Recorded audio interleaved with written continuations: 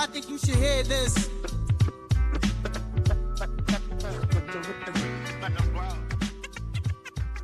Welcome to I Think You Should Hear This podcast exploring people's journeys of adversity, growth, and self-discovery. Today, I have with me from Intimacy Rewired, Cathal. Also, you may have seen on Constructing Greater Minds. So he's a men's coach, former construction worker, and just making good moves in the intimacy space now as well. So thanks for joining me. Thanks, man. Welcome to the studio. Yeah, thanks for having me. It's a great spot. I want to talk about your journey. So you're doing stuff involving intimacy, sexual health, but you've been doing a lot of work in the mental health space. I want to know more about you and what led you down this path. So what was it like for you as a young man? Yeah. So I suppose as far back as I can remember, especially in secondary school, it was a whole lot of insecurities, and specifically they started to become more and more about sex as time went on, because I was really struggling to get an erection when I was those first few sexual experiences, let's say. And there was a guy in my school who was having all these amazing so-called sexual experiences. A bit like, have you seen the In-Betweeners? Yeah. You know Jay, the fella who's like saying, "Oh, I'm fucking this chick and then this other girl wants me." He was a bit like that guy. And so in my eyes, I was really broken because he was having all these amazing experiences and I was literally fucked, broken. And so I got really in my head over that. I didn't really know where to turn, didn't want to tell the lads because, well, number one, I knew they wouldn't be able to help me. And number two, I was afraid that they would tell other people. So I went down all the usual avenues, went to the doctor. In my 20s, I went to psychologists and counselors and just nothing worked. So turned to drink and drugs. I wouldn't say I was hooked by any means, but every weekend I just could not wait for the weekend. I just felt so shit during the week that I just couldn't wait to the weekend until I could drink away, numb whatever I was feeling in my body, and maybe go out and get some girls. That was another thing, because I was taking Viagra's at this point as well. So I was using the Viagra's. Sometimes they would work, but then even when I was drunk, sometimes the anxiety, the intensity of the anxiety was so strong that the Viagra's wouldn't work either. So I'm going to fast forward a lot. Feel free to pull me up on anything that you want to tell. Just quickly then. The anxiety, that's only from like sexual health, performance, nothing else that caused you to feel anxious? Maybe in certain social situations, yeah, I would have felt anxiety as well, but nothing to the extent that I was feeling in the sexual situations. It was like as if my whole life depended on these sexual situations. That's the way my brain was perceiving it. Whereas I would have general anxiety that might have something coming up at an event, but nothing compared to those situations where I thought that sex might be on the cards. Yeah, there you go. If you could tell us a story about like the first time that happened for you and how that managed to snowball for you. Yeah, so there's so many. And there's actually one that I thought of recently as well. And I was probably around 11 years old. And so to give a bit of context, there was a certain role model in my life. I'm not going to say who it was, but this person used to basically grope women's boobs and their arses as well. And I used to look up to this person. And I would see this person just like what looked like messing, because the woman who he was groping as well, a lot of the time, like he would know them. And they would laugh and giggle and they'd be like, "Oh, stop it, you know." So I was looking at this as like a 10, 11-year-old, maybe even earlier, and thinking like, well, this is just normal. So then when I'm 11-ish years old, maybe 12, the girls in my school start growing boobs. And I don't remember the exact first time I'd done it, but I remember we were playing soccer one day, and I don't know, was I just using it as an excuse then? I'd be tackling them and I'd be kind of grabbing their boob, thinking it was the normal thing to do. And then one day, anyway, this girl, she went crazy at me. She just lost her shit, and rightly so. And she said, "You're an absolute pervert. Stop fucking touching my boobs. You're a creep. You're this and you're that." And she called me every name under the sun.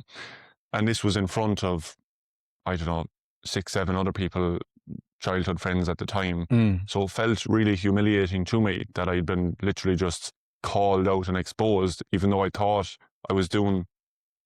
I think there was probably an element of me that knew it wasn't right, but because I had been watching this person, I just thought, well, girls like If it this. works for them, yeah. Yeah, girls obviously like this. They're laughing and giggling when this other person's doing it. So I remember walking away. We were playing a football game at the time, girls and guys, and then I just walked away, and I just remember feeling like so hurt emotionally, like, and humiliated and embarrassed, and realizing that, because when I was doing it, it felt really good in my body. I couldn't explain what was going on, but I was like, what are these things on women's or girls' chests? Like, fuck, they feel so good when I touch them. And then, yeah, I felt so humiliated and embarrassed after that. I was like, well, I can never do that again. Like, yes, it feels good, but I can never do that again. That's wrong. And I kind of shut down. That was one of the experiences. So many. That was one of the experiences where I kind of taught myself that arousal and feeling that arousal was bad. Yeah, so I have a lot of shame around that emotion. So when it comes up, it would just be the same again. Exactly. Yeah, it's like, oh, I can't. This isn't right. I shouldn't be feeling this way, so I shouldn't actually express it either. And so therefore, if I liked a girl going forward, I didn't give myself permission to actually, use that natural feeling to go after what I wanted in a healthy way, obviously, not the previously unhealthy way. So that was probably one of the instigators. There was so many, and I just learned over time to suppress that natural sexual instinct of feeling aroused, and instead I thought about it and told myself that it was bad. So every time it happened in my head, I'm like, no, don't go there.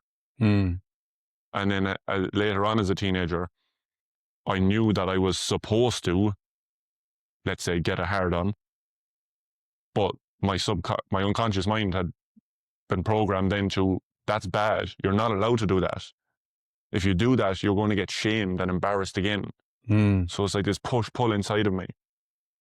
One part of me wanted to get aroused. The other part was like, that's, never do that again. And it continued all the way into my 20s, which, led me down the road of drink and drugs and just covering it up and using the drink and drugs then as a bravado for confidence. It was a tough time. I could imagine. When did it start? So you said you saw lots of different people to try and help. When was the time you could start not leaning on alcohol and drugs? Probably my mid to late 20s. I know I started meditating when I was around 25, and I found that really, really helpful. Not so much to do with the sex stuff, but more so just to do with my own mental health. And I noticed that if I consistently was doing it, I'd feel a lot better in myself. And as I started to feel better, the hangovers from the drink and drugs got so much worse. So it was like I had no choice. I had to stop, because the depression and the anxiety after the drinking was terrible. So mid to late 20s, yeah, stopped, slowed down the drinking, and then that came another problem, because I realized then when I stopped the drinking that I had been using the drinking so much as a mask over the years, especially going on dates with girls. Anytime I went on dates, I would have had minimum 4 or 5 beers to actually have the confidence to show up and talk and be funny and blah, blah, blah. And those dates went great. And then I stopped drinking. And all of a sudden I'm going on dates sober and they were terrible. I was feeling so much anxiety, so much nerves. And so many times the girl would just message me afterwards and say, hey, you're a really nice guy, but I think it's just best if we stay friends. This happened heaps of times. So that was the next challenge. I was like, right, I'm really realizing how unconfident I am here, especially when it's around women. So that was the next challenge that I needed to work on, which was fantastic. The fact that I was able to shine the light on that and see that I was using the mask and overcome it. Mm. It's the exact same for me. The more I started to clean my life up, the more I felt hangovers, and the next morning I couldn't do it. Now I'm sober because I just can't handle the mental ramifications of a big night out. It takes me quite a few days to get back to normal. And it just feels terrible. Yeah. And same thing for dates. Like I've definitely been on dates where I've had a couple of beers beforehand just to loosen yourself up. But my theory is if you're doing that, you're not going to be in a conscious mindset for the date anyway. So you can't really have a clear thought on how good your connection was with that person when you're not in connection with yourself. Yeah, 100%. So you're like, oh, that date was awesome. Like it was so good. And then the next day you're like, oh, was it that good? Like, especially if you got really drunk. Yeah. Because, you know, how often do you like, oh, that photo is so good on a night out. And then, so it's at the club and then the photos are up, or you check your phone, you look at it's like, oh my God, I look terrible. Yeah. It's the same thing if you're on a date, like your judgment's clouded. Yeah. And your inhibitions loosen up so much as well. So if two people are drinking, there's going to be a lot more touchy-feely, closeness, you know, our guard is down. Therefore, it's going to be like, well, this person's just amazing. That's why it's a great date. But it's nothing to do with that. It's more so to do with we've allowed our inhibitions to come down whilst we're drinking. Therefore, it seems great. And, you know, maybe you go home together that night and have sex, but it's still not a real connection. Exactly. So the next day you might wake up with regret. They might wake up with regret. Yeah. Whereas if you're sober, you've made that choice consciously. More likely it's going to be a better connection. Yeah. That's when the anxiety piece comes in with performance though, because you're thinking the whole way through. You're completely conscious the whole time. So as long as you can get out of your way there, and that's why when I was talking before we started recording about being in alignment, I feel like if it's right and it's meant to be and you do have a good genuine connection, you're not really going to be worrying about the performance part because all the other things are in line. They're all lined up. Yeah, for sure, man, for sure. I definitely have noticed that over the years as well. Yeah, it's funny. Like I think part of it is needing to learn how to get out of your head. And part of it's listening to it and like, why is the head noise there? Why are you anxious about this? Or why do you have fear about it? Why are you reconsidering it? Is this person actually in alignment or are you just trying to have sex with them? Yeah. And that's something, man, that, you know, I've been reflecting on a bit recently is back in my 20s, I just wanted to have sex. It didn't matter who it was with. So I wasn't thinking about a connection. It was like, well, if they want to have sex with me and they're some relatively good looking, then happy days. That's all it would have taken. There was not, I suppose, going back to what you said, I wasn't connected to myself at all. And it was just like, well, unconsciously, I would have been thinking, if this person has sex with me, then I'm great. But whether, you know, she might not have been connected to herself either, and we're just using each other basically, for not realizing that we're using each other. But yeah, it's only really the last few years where I'm like, I don't want to have sex with her. You know, there's been times and I'm like, in the past, I definitely would have said yes here, but I'm a lot more discerning now, which, yeah, I suppose that then there's an element of me that was coming up in the background. Well, I should be having sex with her. Like, you know, she wants it. I'm a man. I should want to, but sometimes I just don't. The connection isn't there, like you say, and that's okay. Yeah, I think it's a values thing. Like for me, I've never been interested in a one night stand, any of that sort of thing. So but I've definitely done it. Same thing is like, I should. I'm attracted to them. Why not? And then that's where I feel like those issues come in. Like I mentioned with me, there's performances that are really good, and there's sometimes maybe shit.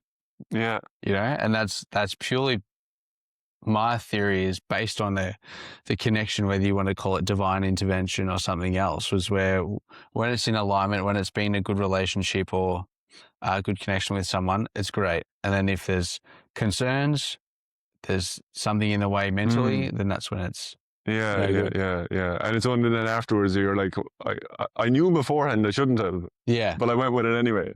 Exactly right. Yeah, there's definitely been occasions where you're like Tinder or something like that. Like I will come over and then you talk a big game, or they, you know, there's stuff going on. Then they get there and you're like, oh, yeah, there's no real spark. There's no actual connection when you're there. And you're like, well, I'm going to do it anyway. Yeah, well, you're here now, and then you already know you shouldn't be doing it. And then after there's the confirmation. Yeah, this shouldn't have happened. Absolutely. Yeah, but it's good. It's good to, you know, be curious and like have a conscious thought about it now after like learn from that. It definitely helps me pick partners better. Yeah, for sure. But honestly, I think it really comes back to what you mentioned earlier, and is actually what's important to me, your values.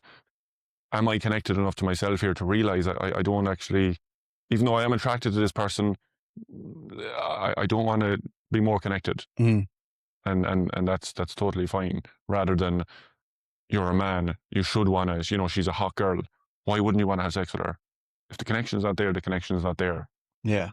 It's been more and more prominent for me, is like having those thoughts of, nah, I'm just not interested. It's not aligned with my values. I've got other things I'm busy worrying about. Yeah. And I'm thinking, like there's been times as well where even after I've said no, there's a part of me that's regretting it. So it's like, still managing that fine line of doing it and then regretting it and then not doing it, but then thinking, well, I could have, it might have been good. Yeah. So, but yeah, just listening to your intuition. Yeah, that's the thing. Because there's definitely parts I'm like, oh, well, I could, like they're interested, but I think about how I'd feel after, or how they would feel if, because for me, it's those moments are like, I could have used that validation. You know, could have used some good feedback, could have used, like, it's good to know someone is attracted to you, right? Like there's nothing better than having someone like your stories or send you a DM or that sort of thing. And as much as I want to then go, awesome, how good am I? Like, get out of this. Like I'm happy just to get, like, that's enough. And like knowing myself that I don't need to fill my own void with someone else. Yeah. It's having that knowledge of self and just being happy with who I am and knowing where my path is headed. And do I see them on that path with me? No, then okay. Like then it would be a distraction and take me away from my path. Yeah. 100%, man. 100%. But yeah, let's go into constructing greater minds. Let's talk about the mental health or men's mental health and construction workers, because I did a podcast with a friend, Barty, and she's a keynote speaker. She works in construction. She does a lot of mental health. So good to see someone else doing a similar thing or has done a similar thing, and where you felt the need to bring that space alive. Well, I worked in, I know you know, but for anyone listening, I worked in construction for 12 years. When I moved to Australia, I was 19 and just fell into construction, didn't really have much experience and worked my way up through the years. But I knew I never really wanted to be in construction, and especially long term. It wasn't too bad at the time, but I was looking at older lads in their 40s, 50s, 60s, and I'm like, I don't want to be on a construction site when I'm that age. And I didn't really know how I was going to do something different. But I went to New Zealand in 2021 for a ski season, and I just got out of the Sydney construction bubble. And I've seen people working from their laptops half a day and then going up the mountain skiing for another half a day. It was just like, there's another life here that I didn't even know could exist. And at the time I had a coach, and he was basically doing the same thing. He was working from his laptop. So I was like, maybe this is something that I could get into. So I think initially I started doing some courses and I started coaching construction workers just on mental health and struggles that they wanted to overcome. But the market just wasn't really there for it. Now, in saying that, as I said beforehand, I wasn't very good at sales and marketing, so that could have been another issue that was preventing me from getting clients. But what I found worked better then was actually going to the businesses themselves and offering them workshops on conflict resolution, stress imbalance, mental health, team building, that type of thing. And that picked up pretty good. A lot of companies were on board for implementing that into their organizations. And obviously then when you're selling to a company, financially it's a lot better off as well. So this is fantastic. But yeah, I suppose I got to a point where I used all of my existing network to get business clients and go into organizations, and it was really well received. You know, a lot of people say that construction workers, you know, they're not into that, but they are if it's delivered in the right way. And the fact that I had the experience on construction sites before, so I could really give them examples that it's like, geez, yeah, that's so true. And you know, a lot of the workers were actually asking questions, genuinely being vulnerable in front of their other construction workmates. I was like, this is pretty cool. So I'm still doing that, not as much, but I think in the background, you know, I was always thinking to myself, I would like to go towards the intimacy space because I struggled with it, and that was like the main instigator, the catalyst for my mental health struggles over the years.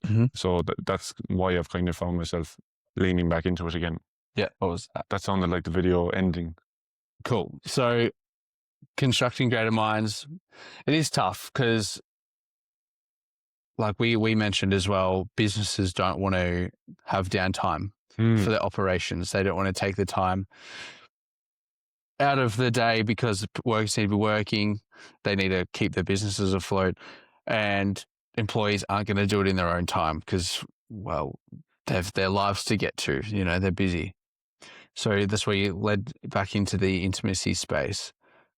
But do you think there's a way that businesses can help their employees with their mental health in a way that they don't have to lose downtime? Like, I think for me, we were speaking off camera, the businesses are losing money by doing this because they're going to have poor mental health. Is going to lead to, like you mentioned, your poor mental health was drinking drugs. So they're going to have a lot of guys taking Mondays off. They might be struggling with lack of purpose. They don't actually know why they're getting out of bed in the morning. So they're going to be looking to fill their own mental voids. We may think, oh, I need a new job. Maybe that's why I'm not happy. So they struggle with retention. If they aren't happy with their lives, they might not know how to deal with their anger. They might take it out on other employees. They might cause issues in the workplace. So there's 3 reasons why you're going to have people not at work.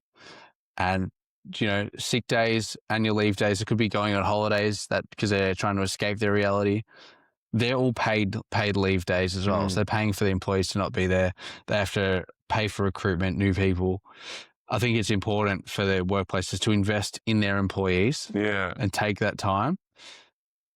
Obviously, that's something you're trying to get them to do. How do we get them to actually do it? Or if anyone is a business owner or is an employee as well, what can we do to try and close the gap between, mental health and actually doing something about it? Yeah. Well, what I found consistently was that if the owner isn't into looking after their own mental health or into some sort of growth, then it's very hard to implement something into a company because it comes from the top down.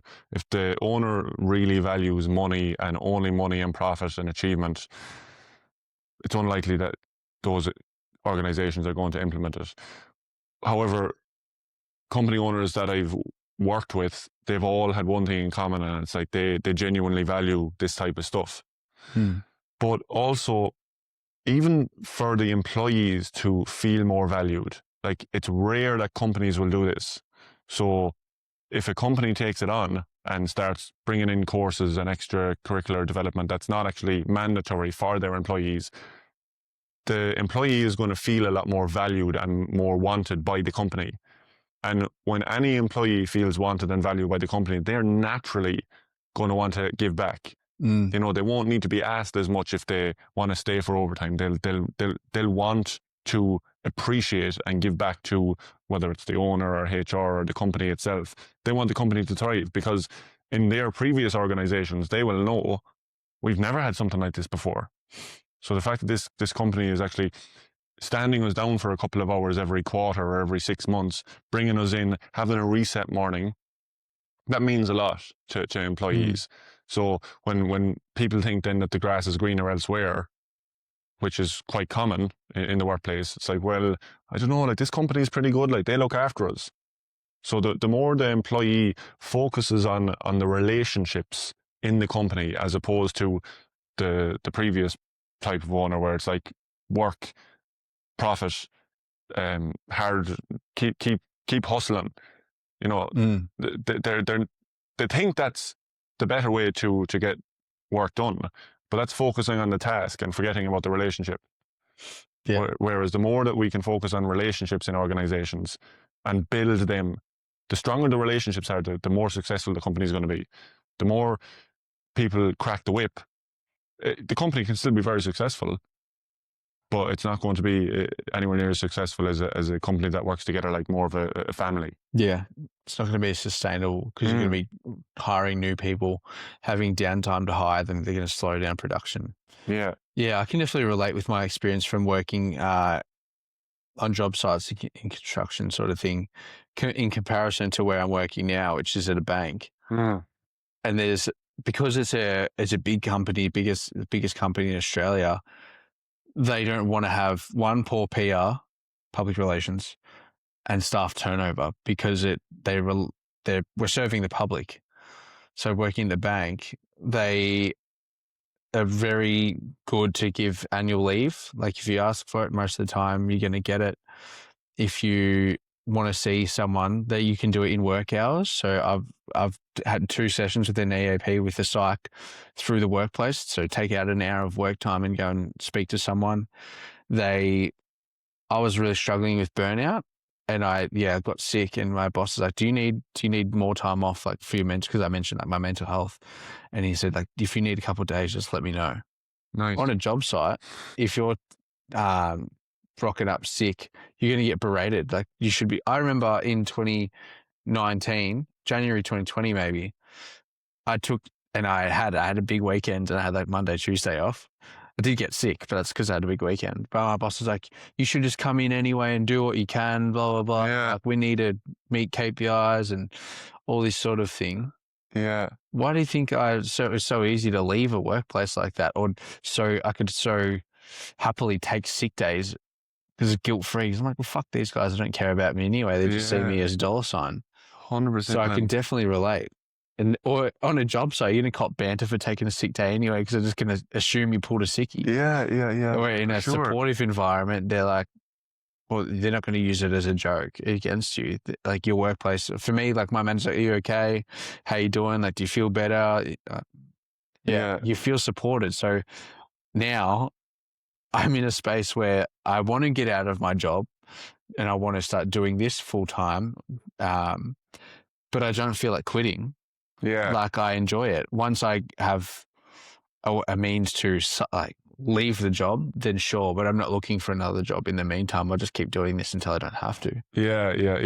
As opposed to if you were in construction and trying to get into this full time, it'd be challenging, because you know, you're not supported as much. One of the lads I'm mates with, he said his boss was asked recently, what would you do if one of your lads was struggling with mental health?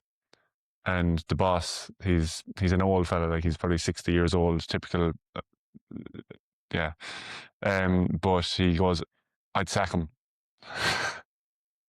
I was like, fuck's sake. Because I was asking my mate at the time, is there any chance your boss would be interested in bringing in some of these workshops? And he told me that story, and I was like, well, that's my answer. It's sad, because that guy is so afraid of confronting a mental health issue that he would rather not deal with it at all. So it Yeah. just makes me question what's going on in that guy's head. If he doesn't want to hear about it, he's probably got his own demons he can't stand facing. Yeah. And using work as a way to avoid them. Yeah, exactly. Like, I just go to work, get my job done, go home, probably drinks a bunch of beers until he passes out, and then rinse and repeat. Classic Aussie battler story, really. I'm sure it's probably the same in Ireland. Well, this fella was Irish. Oh, well, then, I was going to say typical old Irish fella, but I refrained from saying it. But I didn't want to generalize either. No, I mean, I think that's just that generation of men. I don't know across the world, just can't speak on that. But from what I've seen in Australian and people from the UK, Ireland, it's pretty similar. Scotland, absolutely. It's a rare occurrence where someone is actually that emotional intelligence that they can talk about it.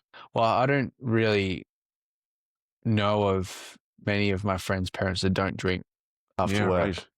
Really? Yeah. Even if it's just one or two. Interesting. But I can definitely say, just have a beer. Like, you finish work, have a beer. It's just habitual. Just the norm. Yeah. But for me, I don't feel the need. Like, probably because I'm very health conscious. I'm like, that's too many calories.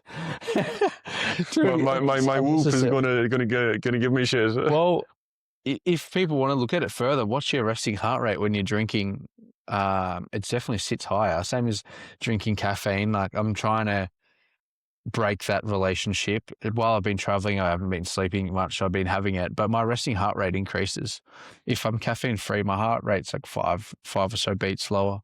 Interesting. Okay, because I have been a bit stressed over the last few weeks, and I've noticed that my go-to is having more coffee. There was a time a couple of weeks ago where I was having 3 coffees a day, and I woke up one night and I was drenched in sweat in the bed.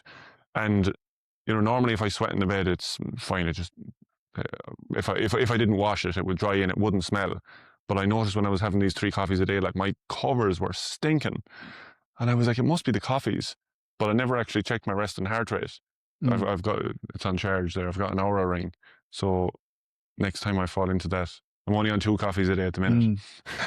It's crazy. Trust me, because I went a couple of weeks without caffeine, and I was having crazy withdrawals, headaches, couldn't sleep, felt terrible. And then after that hump was gone, I was sleeping better. I had more energy throughout the day because I wasn't relying on coffee to create my energy. I had my own, and then I was just having an oxy shred before footy training or a game to then lift it, rather than starting my baseline back here and needing a coffee to get there. Or, like, I was going to the gym in the morning, having pre-workout, get me to about here, and then an hour later I'd go to work and I was here and it would get me back there, or I was here, get me back there. And then by the end of the day, I'm back down here and I need something to get me back up again. Yeah, interesting. So going without it, similar to what you mentioned about quitting drinking and slowing, cleaning your body up. And then when you drink, the hangovers feel worse. I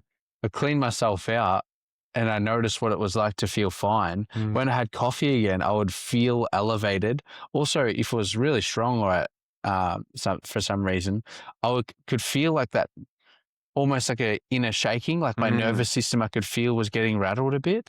Interesting. So when I cleaned myself up, I knew what I was actually feeling rather than being unconscious of it, because it was so, like, I was so used to it. Used to being dysregulated. I get you. Yeah.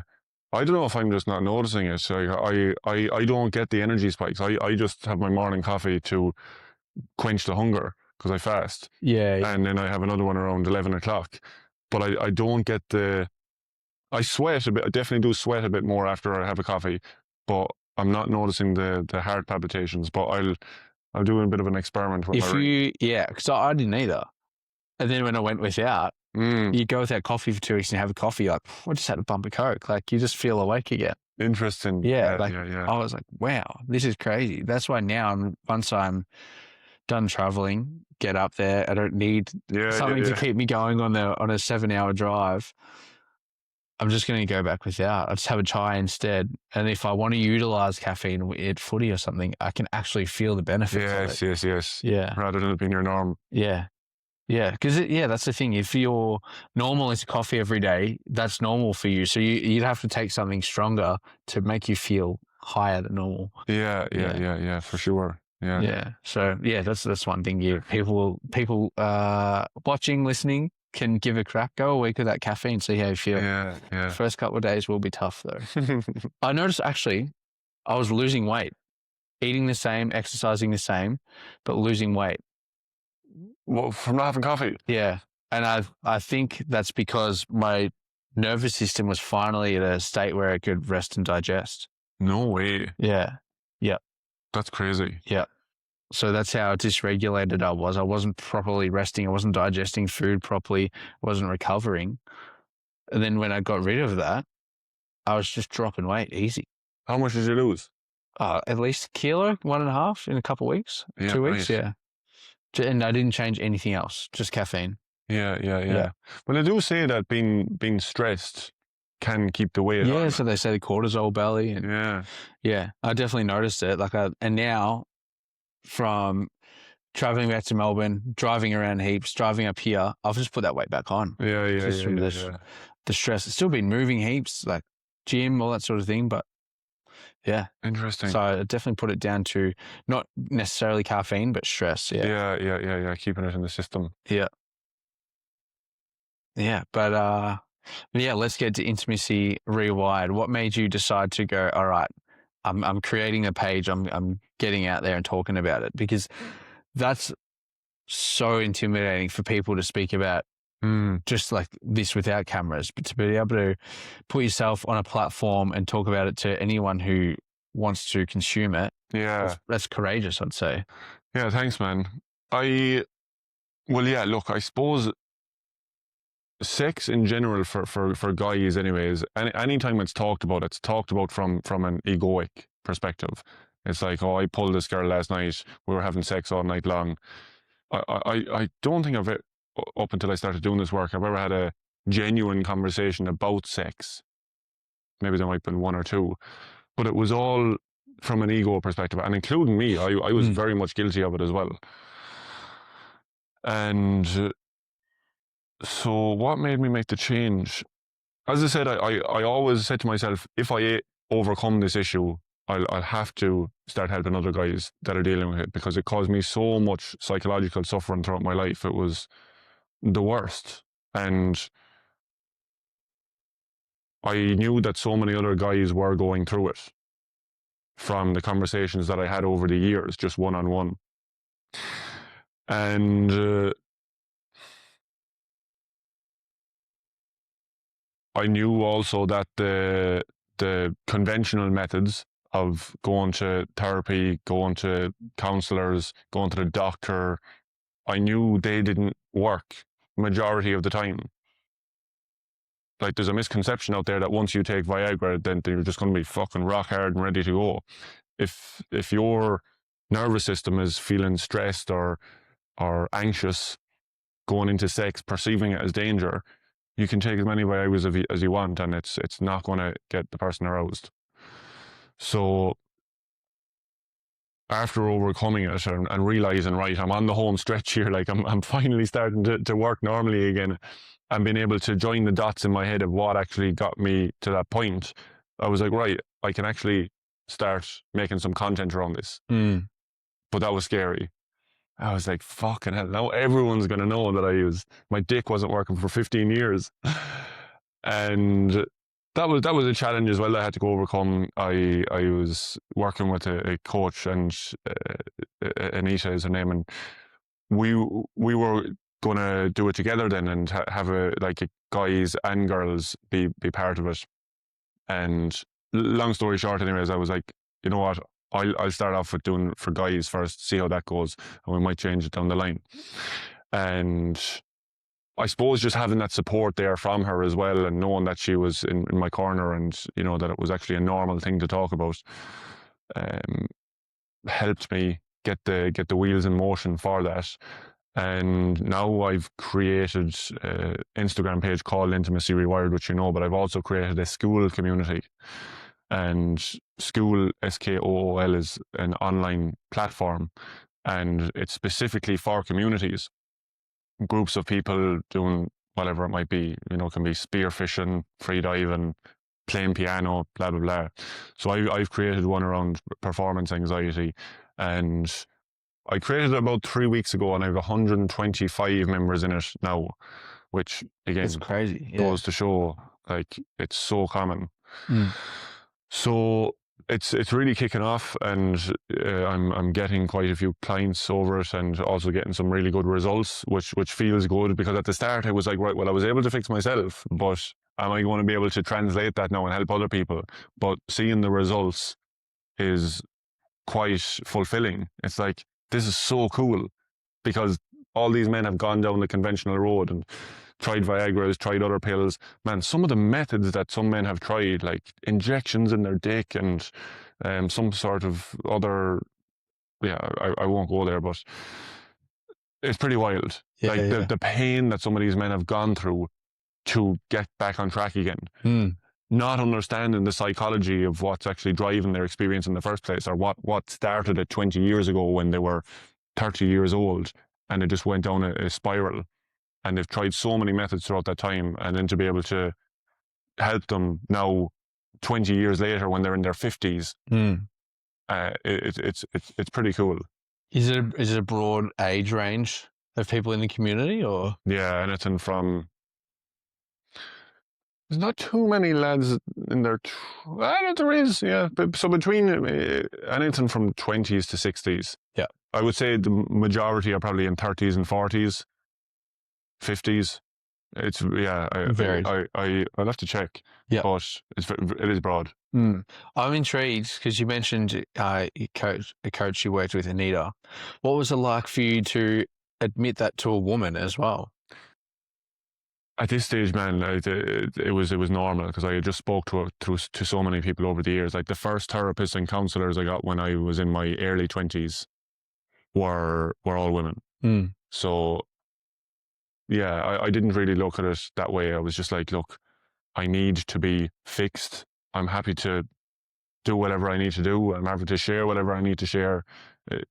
Yeah, so that part was easy for me. Yeah, I'm just thinking for like guys struggle to open up, be vulnerable anyway. So to talk about your manhood to a woman must be pretty intimidating. How do you find that like to make it comfortable? So the first time you're talking to women, is it just progressive overload? Like, you're just talking to one person, you realize you don't die, they're not judging you, and then you just feel more and more comfortable? Yeah. And it was definitely intimidating for sure at the start. But the pain that I was going through, it was worth this pain of talking to a therapist or counselor or coach, whatever it was. I knew it wasn't going to be long term, because I can just, like, I'm what's the word I'm looking for? I'm holding all this inside me, and it's causing me so much distress. I'm happy to share it with whoever I need to share with, in the short term, to be able to overcome it in the long term. Because I didn't want to live my whole life like that. And I knew if I didn't actually reach out to somebody to get help, then I would. But what I'm finding is a lot of men that are in the community, they're struggling to even talk to me about it. You know, like, even in the DMs, I might be chatting to somebody, and I say, like, you answer questions before you come in, just one or two, and say what you're experiencing, and they say, I want to fix my erection issues.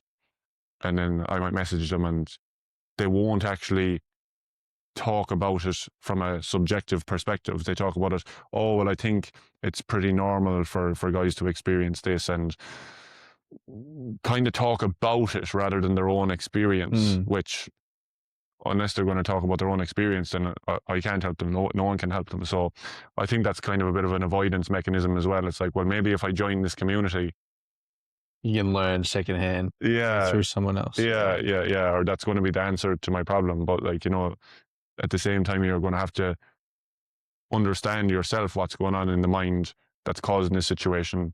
So sometimes, you know, just consuming content, because I do have a lot of content in the school community around my own experience and practices to overcome it, and, you know, engaging muscles around the pelvic floor, the perineum area that most people just aren't conscious of. So, you know, that's definitely helpful, 100%. Have you read The Way of the Superior Man? Yeah, it's over there somewhere.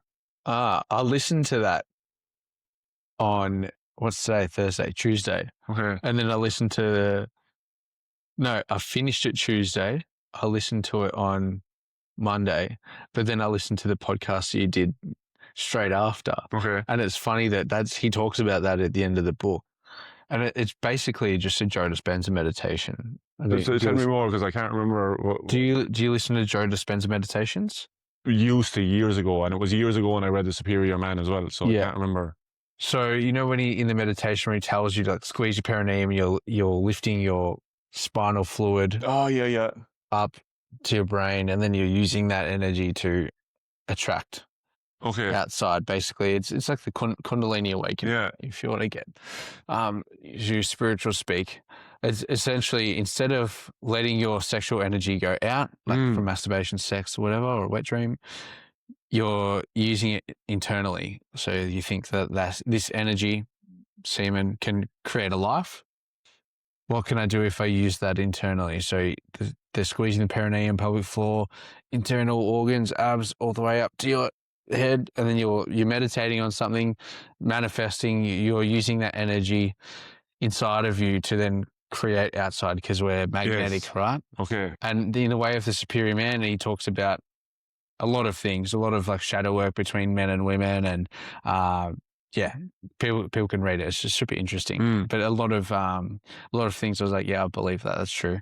But yeah, towards the end of the book, he talks about not using your energy, like you don't need to come when having sex. Like if your girl tells you she wants you to, she doesn't really want you to. I remember that part. Yeah. And there's a lot of things that are relevant, right? Because like after you've masturbated or whatever, you're usually tired and sluggish. You can't perform at your best self. And you're saying use it internally. Don't let it go then. And that's all right. Sorry, guys. I think my camera overheated somehow. Let's just adjust that a little. But yeah, where were we? The divine relationship between the, let's say 3D, 4D, internal world and external. I think doing those exercises like Kegels and that sort of thing, there's no coincidence between that helping you in a physical aspect versus doing a Kundalini meditation or something. Yeah. So with the squeezing and that particular exercise, I have found that to be quite an advanced exercise with the squeezing and sending the energy up, and can actually, so for guys that are experiencing premature ejaculation, if they are practicing squeezing and trying whatever they're practicing the squeezing and the Kegels for, it can actually make their premature ejaculation worse, because they're not really aware that there's so much tension in their pelvis in general. And next thing, when there's sex happening and it builds up even more tension, it's really difficult to relax their pelvis for them. So if they're practicing Kegels, it's actually making them ejaculate sooner. Now, it's not to say that the Kegels haven't their place, because they are good in the sense of, strengthening that muscle to have stronger erections. But at the same time, if the person isn't able to completely relax their pelvic floor and their perineum, it can actually have the opposite effect. But when it's used effectively, it can be very pleasurable as well, because there's another book called The Multi-Orgasmic Man. Have you heard of that? Where's he from? I think he's Thailand, but Taoism. He's really like one of the head honchos of that philosophy, and he's all about these multi-orgasms and uses the same technique that David Deida talks about, as in the squeezing and pulling the energy away and having these whole body orgasms. This Mantak Chia guy reckons that these multiple orgasms where you don't actually ejaculate are twice as pleasurable as your normal orgasms. I haven't found that. They're pleasurable, and it's by using the practices that he gives, it's a lot easier to last a lot longer and to ejaculate whenever you want to ejaculate, if you want to do that.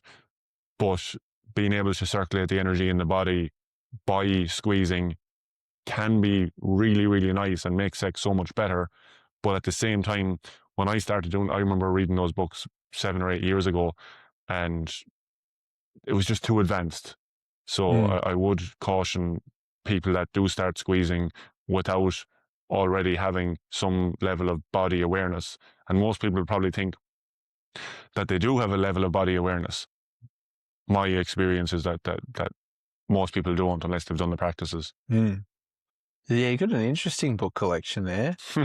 I think that sorry, a couple that are most relevant for what we're talking about is the squeezing and like having those body orgasms. So one of them you've got lucid dreaming. Yeah, tried that for a while as well.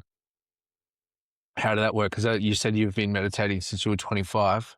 Yeah. Obviously, that's a way to get you there. So how did that work for you? I never really got to the stage where I was like full on lucid dreaming. I got to the stage, but then I woke up a few times, and it's hard work because you're with that book, you're waking up in the middle of the night, you're journaling your dreams in order to become lucid, to pick a pattern. And it's like, oh fuck, am I dreaming now or am I not dreaming?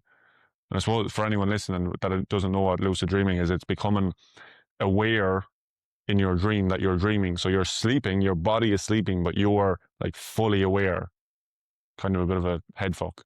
But you can heal trauma in your dreams. You can go into your past. You can go into your subconscious mind. There's so many things that you can do through lucid dreaming. And probably, I can't remember exactly now, but the reason that I was probably getting into it back when I bought that book was to try and heal my sexual issues. But anyways, I didn't heal them through lucid dreaming. Yeah, fair. The other one is the Wim Hof method. I mean, interested about that. If you've got a history of doing breath work. Yeah, I done the Wim Hof method course again 7 or 8 years ago. It was out in the Blue Mountains, and like never thought that I'd be able to jump in an ice bath for 2 minutes. I think we even stayed in for 5 minutes, which was crazy at the time. But yeah, huge fan of breath work. Probably more into meditation. I think the breath work is just that bit more. It requires a lot of effort, but it feels so good when I do those breath holds, and it also calms down the mind so much as well. But in saying that, I remember when I done the course initially, and my mind was so overactive. I didn't have the same experience back then as when I do breath work now. It's just a whole other level. Yeah, because I feel like they all feed each other. Like learning how to meditate, do breath work helps you get outside of your head. Yeah, should help you lucid dream. So it's just an interesting collection you got there. It's cool though. Yeah. So you ever like, did you start going down a spiritual path at all, or has it always been? Yeah, I did probably about 4 or 5 years ago. Definitely went down the spiritual path. I was doing your dancing, and I still do yoga, still meditate, and kind of definitely developed a persona of look at me, I'm a real spiritual person, and I meditate twice a day, and I do this and I do that, and I do all these spiritual practices. And I think that's a stage that everyone goes through when they first come across spirituality, because it is quite cool, and you realize the benefits of it, and not just on an airy fairy level about what's out there, but more so internally. It's like there's actually a lot of merit to this. But yeah, a few years ago, anyways, I just dropped the persona, and I don't say that I'm a spiritual person by any means. I haven't rarely even used that word, but at the same time, looking at the practices that I do, and the way that I am in life, you could say I am a spiritual person, but like that word is quite broad as well. Yeah, and what we were talking about with men in the spiritual community, it's definitely got a lot of feminine elements to it. So I get disinterested by a lot of things I see, and I think spiritual ego takes over in a lot of men, and they're portraying an image of what they think a spiritual man is, rather than just embodying it, which is, trying to be conscious of their thoughts and aware of their surroundings and emotionally aware. You don't have to, wear beads and chants and that sort of thing. Yeah, true. Just be the observer of your thoughts. Have try and think consciously every day when something happens or you have an interaction with someone. You can think about why you said what you said or why they said what they said. I know that's for me is like being spiritual. Yeah. And just even understanding like the power of presence in everyday life, and not getting caught up in the shit that goes on in the mind, because you know what we're all looking for when it comes down to it is peace internally. Yeah. And when we've got a barrage of thoughts that are driving us crazy every day, we're looking externally to a new partner, to how can I make $1 million? How can I buy a house? How can I be successful, to the external world? And we're looking out there trying to calm down the thoughts that are inside here. Drugs and alcohol is another perfect.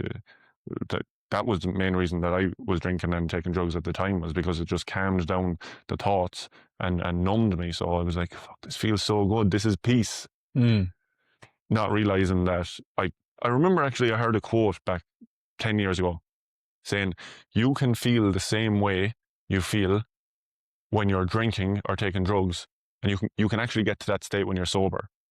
And at the time I was like, that is absolute bullshit. That's not possible. There's no way I can feel as good as I do when I'm drinking as when I'm sober.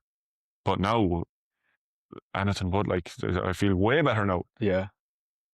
Not having to touch any drink or drugs than when I was drinking back then.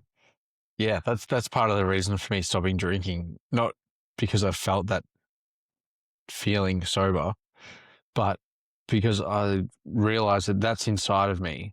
The confidence that I have drinking, or the fun and the energy and that sort of thing, that's there. The alcohol just allows me to feel safe to do it. Yeah. So I need to work on myself and my relationship with myself, and work internally to be able to bring that out rather than use something else as a crutch. Yeah. I know it's there. You're just going to keep chipping away at it, keep building myself up. Yeah. I need alcohol. Like when I was drinking, doing drugs every weekend, my anxiety was terrible. Like social anxiety, that sort of thing. You go to a party, like, I'm just going sober this week. I need it. That's tilted down.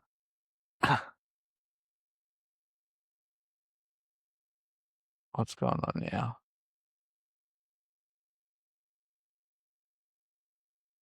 It's always something.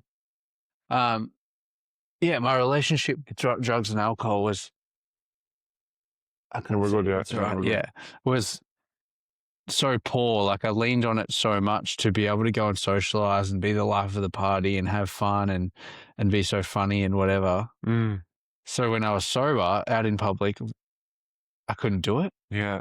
Couldn't do it because I was like, they only know me when I'm not sober.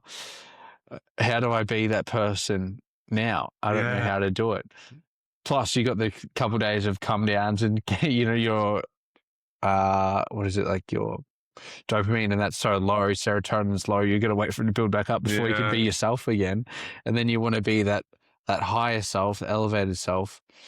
You're constantly chasing something else. So I remember there's plenty of times like, I'm not drinking tonight. I'll drive. End up leaving my car there because I just couldn't handle the anxiety of being somewhere sober. Yeah, I can definitely relate to that, 100%. Yeah. It's like, have the good intentions, knowing if I drink tonight, I'm going to feel so bad and anxious for 3 or 4 days. But then being in the situation and being so anxious, so it's like, this is too much. Give me a whiskey or a vodka. Yeah, absolutely. And then you're playing catch up and you would binge because I'm like, I just need to smash them down and get pissed.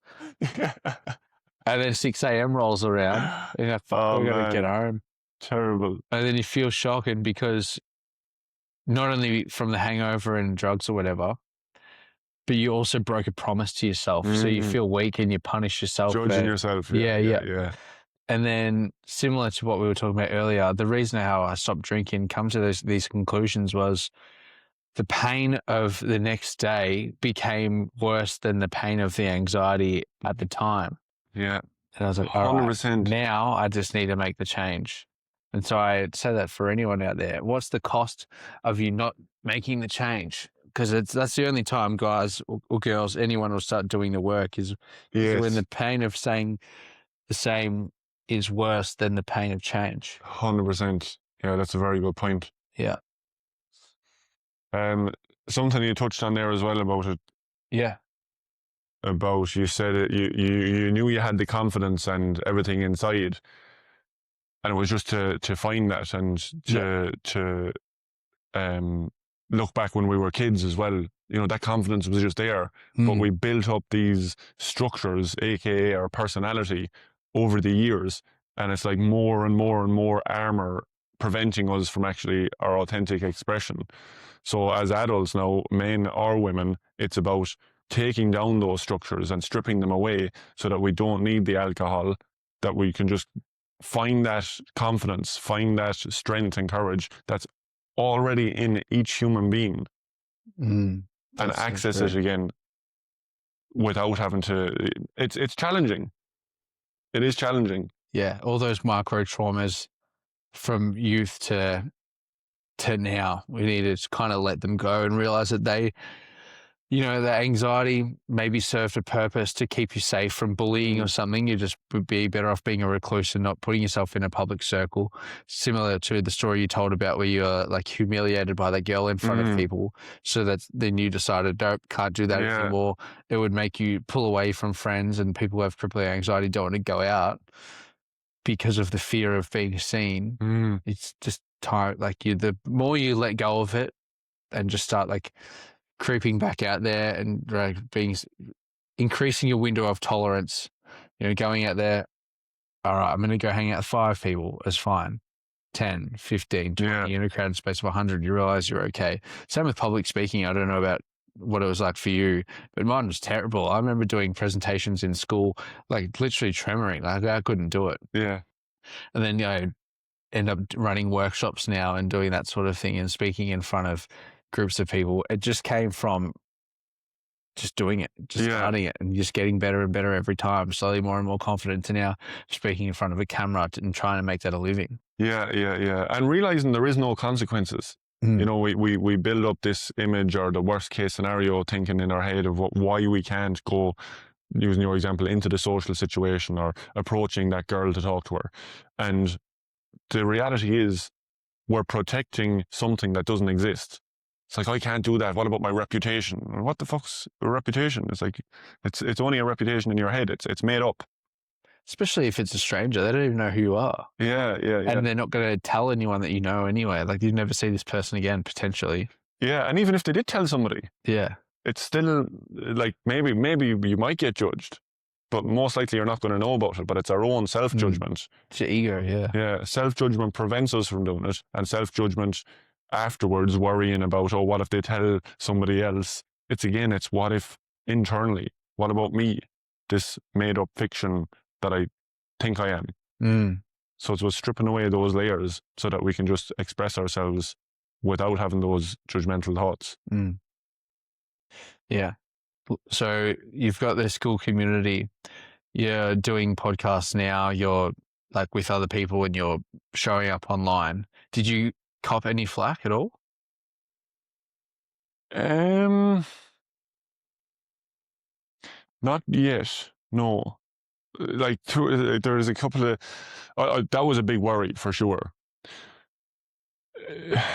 A couple of who I thought were friends aren't friends anymore. They kind of, I don't know what exactly happened, but when I was in the constructing greater minds side of things, they ended up blocking me on Instagram, who genuinely were friends, like that would have caught up for coffees with and done fun things together with.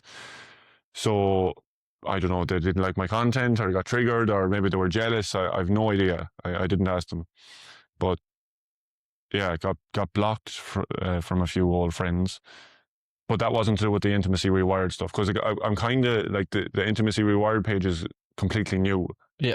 So I've shared it on my personal page a few times, and hasn't really got anything, like very few even positive or negatives, which I find a bit strange. But again, I'm not doing it. I've got to the point now where I'm like, if it gets accepted, it gets accepted. If it doesn't, it doesn't. I'm still going to be helping men regardless. So I think that the most important thing to me is, you know, I spoke to all my family members, the ones that are closest to me, about this, like personally, one-on-one. And I said, look, I have struggled with this over the years. I'm going to start helping other guys now. And all my family are really supportive. And that's what's most important to me. Family and close friends they're supportive. Everyone else can have opinions. That's all they are. So you haven't confronted the mates that blocked you for starting a mental health? When you say it like that.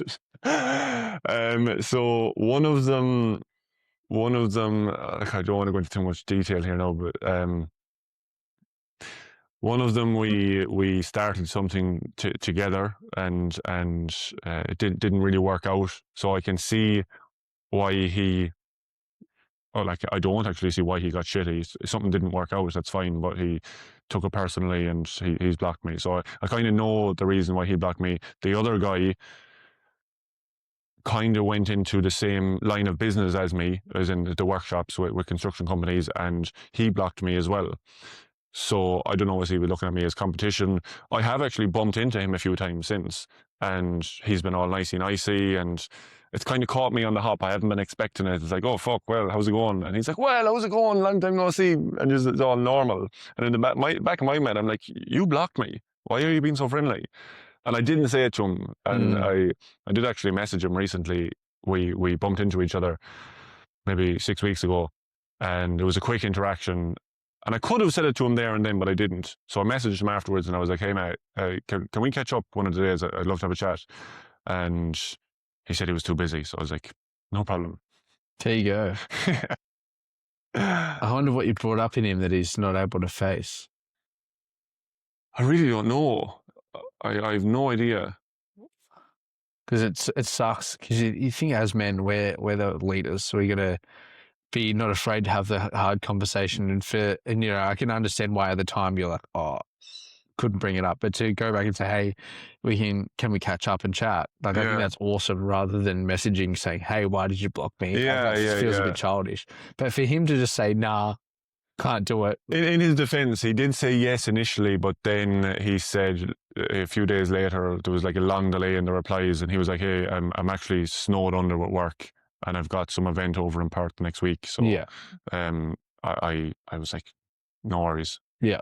Okay. Well. But I reckon potentially the reason, because he blocked me on the business page, his business page, but didn't block me on his personal page. So I reckon maybe he might have been thinking I might steal his ideas for content. I've no idea. Like, the complete speculation on my part. Yeah, okay, fair enough. But the intimacy stuff hasn't seen any negativity or people commenting. Like, you don't have nothing like that. Yeah, and I'm really surprised, because sex is such a taboo topic. And maybe the fact that I've got I've only got 200 followers on that page so far. So maybe as it gets bigger, it may attract some criticism, because I know a lot of women who have sex pages basically and intimacy pages. They cop a lot of shit, especially from guys. I was going to say, I feel like there's so many insecure men that feel like that they can criticize women. Yeah. Where men, it's like courageous to talk about. Yeah, that's mad, isn't it? Yeah. True. I never really thought about it like that. Yeah, it's like it's not okay for a girl to talk about it. Yeah. That's their line of thought. Yeah. Yeah. Interesting. Well, that's awesome. What's the word? Conversion. If you've got 125 people in the school and 200 followers. True. You did mention on another podcast, and I think this is where I'm thinking as well. It's a lot easier to guys to go and follow a private school community rather than follow you on Instagram, because if someone clicks on their profile, say following Intimacy Rewired, and they might think, oh no, they're projecting. Their mates, yeah. And even a few mates have said that to me, that they don't want to be associated with the page because they don't want other people thinking that their dick doesn't work. Yeah. So I'm like, yeah, that's cool, no worries. That sucks, because I feel like they're placing more importance over their own pride rather than support of you. Because I followed straight away. I'm like, fuck yeah, awesome. Like, you're doing something cool. Like, I always try and support anyone who's trying to get out, put themselves out there and do something positive. It doesn't have to be towards social media or anything like that. That's just my mate's work, carpentry business or something like that. Fuck yeah, you're doing a thing for you. Like, I'll support that. Yeah, it sucks. And look, if the person or the people, they may have some insecurities in that area. Therefore, they're a bit skeptical about following the page. Like, whereas if somebody didn't have the insecurities in that area, it might be like, well, fuck it, I'll support. Yeah, I don't know. Again, it's speculation. Feels true for me. Yeah. Yeah, but bringing it back to, so a lot of the school community members I'm actually getting through Instagram and Facebook ads. Oh, okay. So they may not necessarily be part of my following on Instagram. They most likely overlap, but I'd say like the 120 members in the school community aren't all part of my Instagram following. Okay. Facebook ads, Instagram ads. Yeah. I didn't even think about it. Yeah, makes sense. Yeah. Yeah. So the other question then, are you getting more interest from women because they know that you've done work on it and you're willing to talk about it and emotionally mature? No.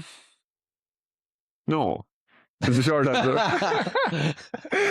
I don't think so. Anyways, no. Like I'm not on dating apps. Anyways, number one. Like I have a relatively small circle of friends, so yeah, I'm not noticing any difference. And no, like some women follow the page, all right, but like yeah, that's their thing. Yeah. Interesting. Because again, this is just my thought process. Like, oh, if a guy's teaching guys to perform better, he must be pretty good himself. And then if a woman has dealt with guys that struggle and she was just like, I want a man who can give me what I want, this guy must provide it. Yeah, well, it's interesting that you say that because I've actually been putting even more pressure on myself since I started the page. So it's like now that I'm showing other guys and it's like it's really out there in the public eye that I'm helping other guys overcome this. That means, or that's what I'm insinuating about myself is like I'm this fucking sex god, you know, and I'm putting this pressure on myself then so that when I am with a woman that I need to, again, it's kind of not reinforcing, but old thought patterns are coming up. So that's actually been a challenge for me to navigate that. And, you know, I'd say it straight out, I am not a sex god. I'm not a rock star by any means, you know, like I really know how to enjoy sex now and I really know how to make it really connected and sensual and a really good experience. But it's not the image that I had in my head of rock star sex back when I was in my 20s or comparing it to porn stars on videos. It's not like that. It's very, very different, which is a challenge for most men because, you know, including me back in the day, I was comparing myself to those porn stars and thinking I need to be rock hard straight away, pound for a half an hour and just have no issues at all. Yeah, let's talk about porn then. We haven't even touched on that. The relationship between men's sexual health and porn and yeah, the idea that that's how sex is and what it does to the mind of people or men. Yeah, for sure. So where to start? Like it's really challenging nowadays because kids have phones at like 10 years old. So you said a friend called you the other day about her son. On the back of, she rang me about a podcast that I'd done and just said that even though she obviously didn't suffer from erectile dysfunction, she really resonated with a lot of the stuff that I was saying from, you know, teenage years in school and sexual insecurities. Before we go into this story about her son, it's probably important to mention that women do actually have issues as well. We spoke about in the previous one. Do you want to quickly touch on that before? Just because I think it would make guys feel better too if it's not only men. Yeah. Huge, man. Because absolutely. I think definitely guys that have sexual insecurities seem to look at women and think, well, they just have a hole. They don't need to do anything, you know, they don't need to get erect. Like, yes, they need to be aroused, but there's a condition, and it's only one condition that of women, and it's called vaginismus. And what happens is the pelvic floor tightens so much that sometimes they can't even insert a tampon into their vagina. And it's a huge... One girl I was listening to recently, she reckons 1 in 10 women have it. Now, she was struggling back in the early 2000s and she's overcome it now. But back then, it was just unheard of. And so, yeah, it's not just guys that are dealing with this stuff. But at the same time, it's the same kind of mechanisms with the pelvic floor contracting unconsciously. And again, it comes to the awareness and the body knowledge and the kinesthetic that we have down there.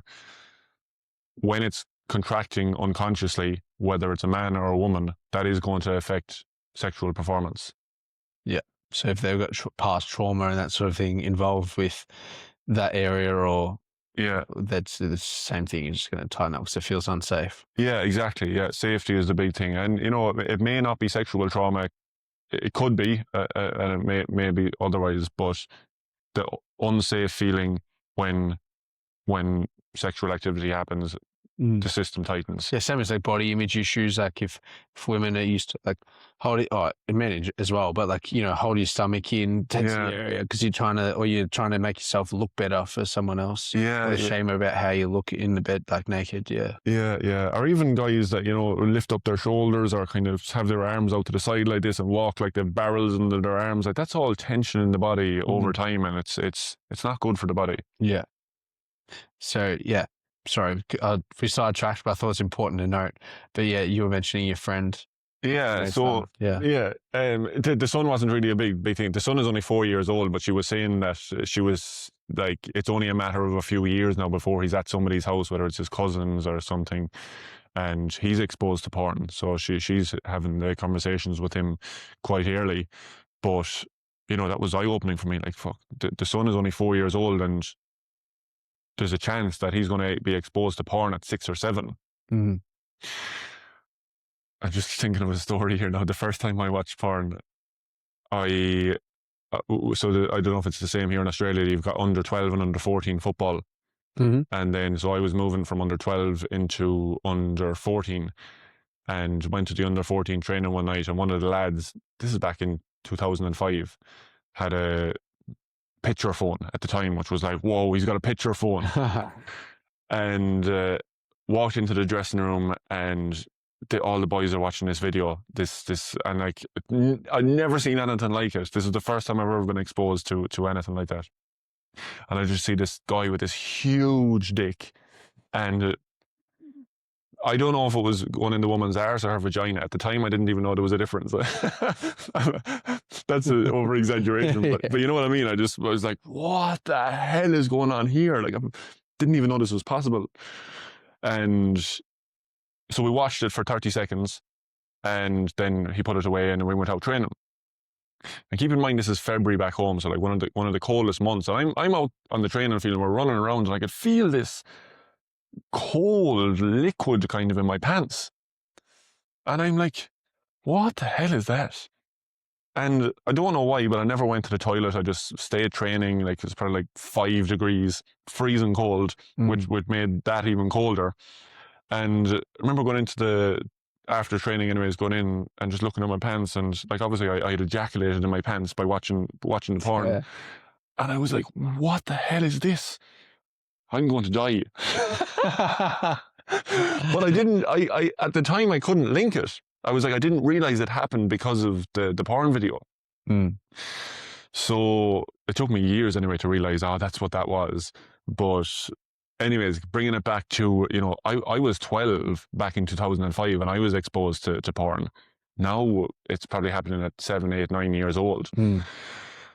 So it's really necessary nowadays. Like, it was necessary back in the day when we didn't get a proper education, but it's extremely necessary now that parents educate their kids, lads and girls, about body parts, sex, what's right and what's wrong, because otherwise they're watching porn, they're listening to their friends who have absolutely no idea about it. But whoever the most popular kid is, they're going to listen to his opinion or her opinion and just believe that as truth. So it's definitely, it's already an issue for guys that didn't grow up with it. Like, porn addiction is absolutely huge. And so, yeah, it can like ruin relationships, marriages, mental health, performance. You're setting a unachievable bar to perform. Like one of them, and I think to meet girls who look and act like that as well, it's just not real. It's exactly real life. Yeah, it's not real at all. But then we try to live up to that expectation, and then when that expectation doesn't happen, we get in our heads and think, well, I'm not enough of a man, I'll just avoid sex. That's not actually the thought that men have. but it's what happens, especially in relationships. Yeah. And from a lot of the men that I've talked to, there is a lot of sexless relationships that they've been together 10, 20 years, and about they might not have had sex in 3 or 4 years. Wow. Just because it just become the norm. But it's easier to stay in the relationship. The interesting thing is there's very little communication about it. It's kind of like the elephant in the room. So it's like the conversation is going to be so uncomfortable that it's just happened now that 5 years have passed and we haven't talked about it. Wow. See, that's what I mean. The cost of not doing anything about it. You know, 5, it doesn't mean that a relationship's miserable, but 5 years of missing a key ingredient of a healthy relationship, all because you're too afraid to have a conversation. Yeah.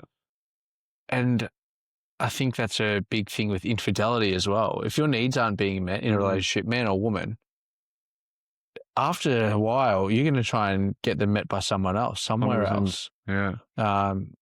So I think it's really unhealthy to not have a good level of communication. Doesn't mean there's no bar of intimacy that you need to meet, but it's the communication part, because some people might just be happy with that.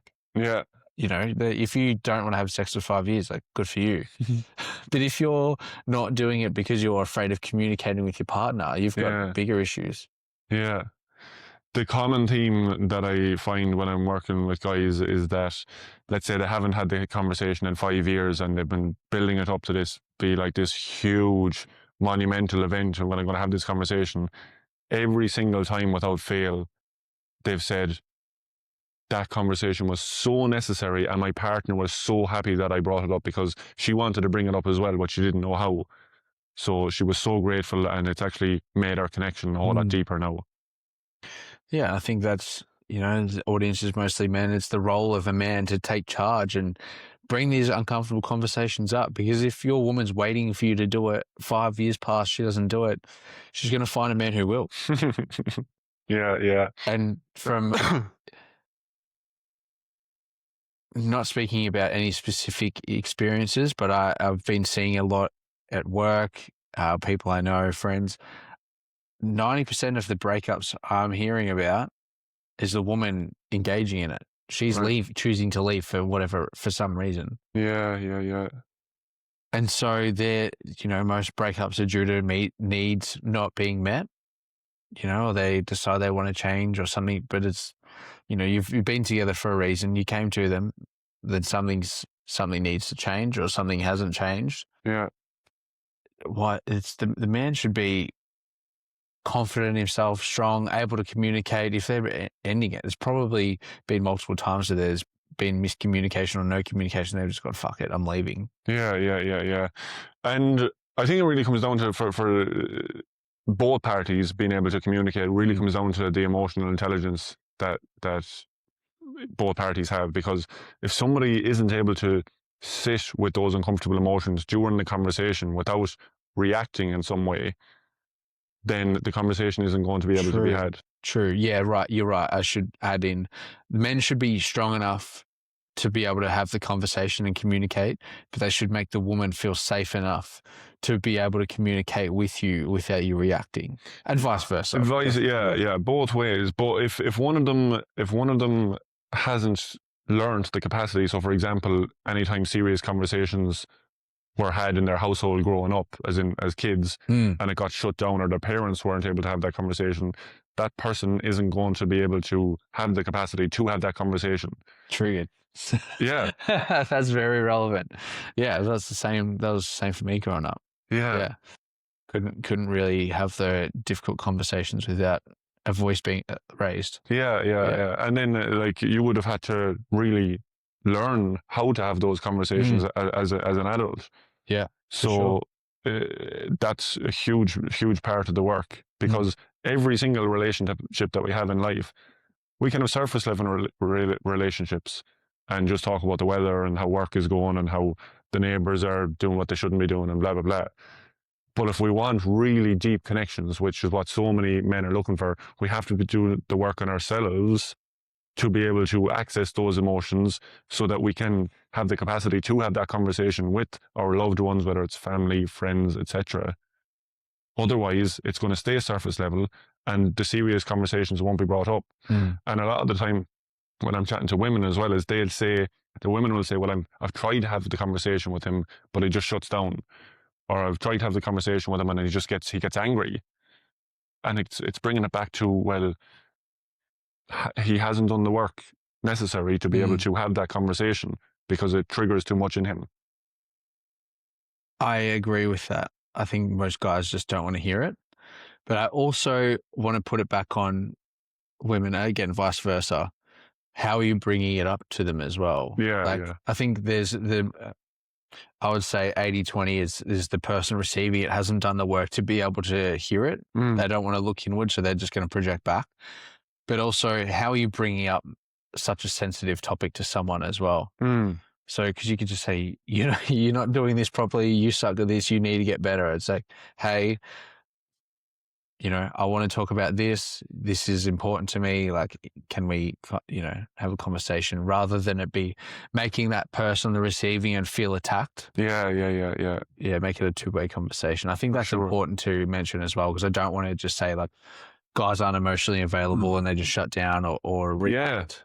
I think it's important for the person creating the conversation to make them feel safe, because they're probably aware that their partner sucks in these situations. So how can you approach it in a way to make them more open to having it? Yeah.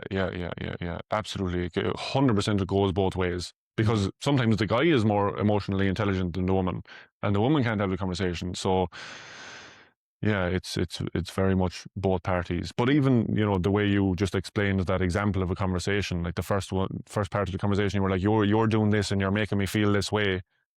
Like, that's finger pointing and accusing when most people don't know the alternative. So you said it there. It's like, well, this is really important to me and I felt this way when this YZ happened. It's a completely different conversation, but most people in the world don't have access to those tools. And the key difference is there was no you language. It was all, I feel this way. I feel this way when this happens. Doesn't put walls up on the other person. But if someone's in a situation or a relationship and they're saying, you are making me feel this way, straight away walls go up. Yeah.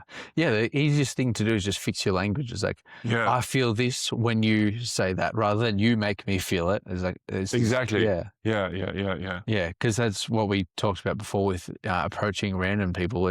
You're going to affect their reputation. If you're saying you make me do this, they're just going to keep those walls up, keep their reputation safe, their ego safe.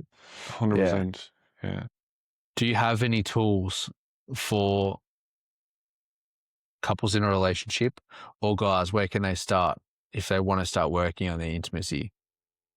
Work on themselves first. We can't change anybody else.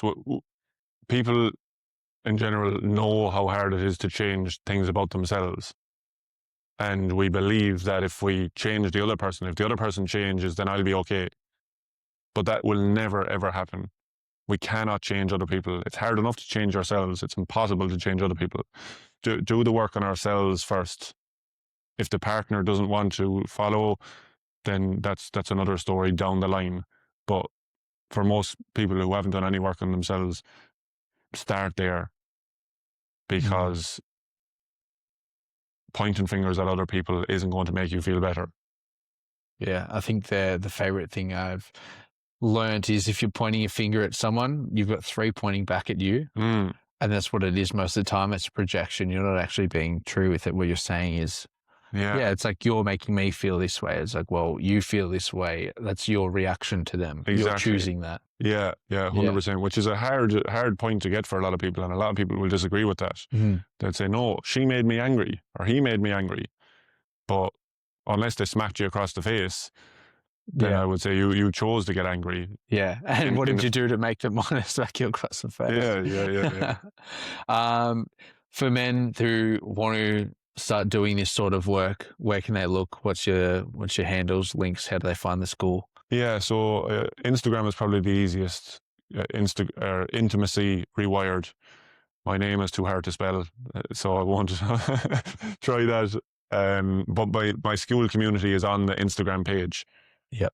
So or reach out to yourself, and you can put them in contact with me if anyone is struggling from mainly performance anxiety in the bedroom and intimacy issues. And to be more specific about the performance anxiety, it's erectile dysfunction and premature ejaculation. They're the main two. But also to do with, strengthening relationships, having communication that's challenging. And you mentioned you do coaching as well. So if anyone wants to work with you one-on-one, they can do that as well. Yeah. Well, that's part of the Intimacy Rewired. Like, if someone really wants to get to the bottom of this, it will end up in one-to-one coaching. And my program is 4 months long. It takes a while because it takes time for the neurology to adapt. But once the neurology does start to adapt to the coaching experience, normally start taking notice after 4 to 6 weeks. They start to feel a lot more aroused going into the sexual experience, as opposed to forcing the arousal in the head. Yeah, aroused more than nervous. Yeah. Awesome.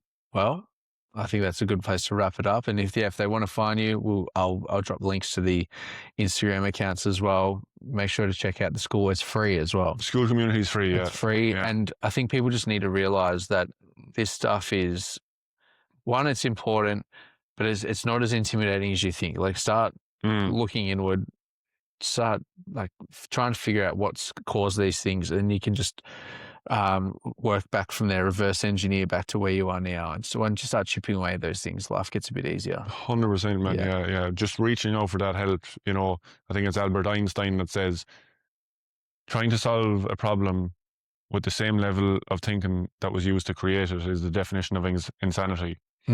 So, reaching out for help, yes, it might seem hard in the short term, but getting that other perspective, someone who's gone through it before, or something that you really want help with, it's powerful, and it's gonna stand to you years to come.